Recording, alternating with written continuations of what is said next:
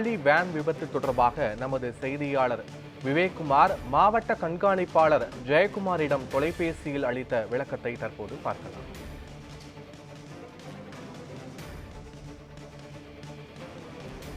என்ன சார் இப்போ ஸ்டேட்டஸ் இருக்கு? இப்போ எப்படி சார் அவர் அரெஸ்ட் பண்ணிருக்காங்களா சார்? ஆமா அரெஸ்ட் பண்ணி ரிமாண்ட் பண்றாங்க. அவனோட நெக்லிஜென்ஸ் தான். என்ன காரணம் சொல்றாங்க சார்? கேட்டு போடவே இல்லையே. Okay sir.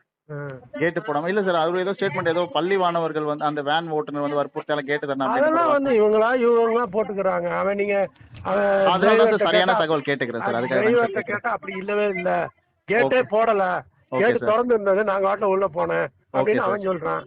சரிங்க சார்.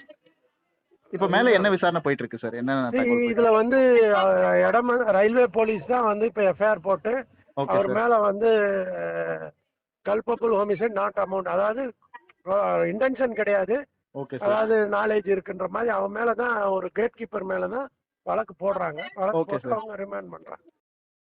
இப்போ என்ன சார் இப்போ ஸ்டேட்டஸ் இருக்கு? இப்போ எப்படி சார் அவர் அரெஸ்ட் பண்ணிருக்காங்களா சார்? ஆமா அரெஸ்ட் பண்ணி ரிமாண்ட் பண்றாங்க. அவனோட நெக்லிஜென்ஸ் தான்.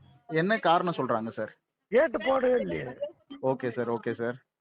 கேட்டு போடாம இல்ல சார், அவர் ஏதோ ஸ்டேட்மெண்ட் ஏதோ பள்ளி மாணவர்கள் வந்து அந்த வேன் ஓட்டுநர் வந்து வற்புறுத்தால கேட்டு தரணும் அதெல்லாம் வந்து இவங்களா போட்டுக்கிறாங்க. அவன் நீங்க அதனால சரியான தகவல் கேட்டுக்கிறேன் சார். அதுக்காக கேட்டா அப்படி இல்லவே இல்ல, கேட்டே போடல, கேட்டு திறந்து இருந்தது, நாங்க வாட்டில உள்ள போனேன் அப்படின்னு அவன் சொல்றான். சரிங்க சார்.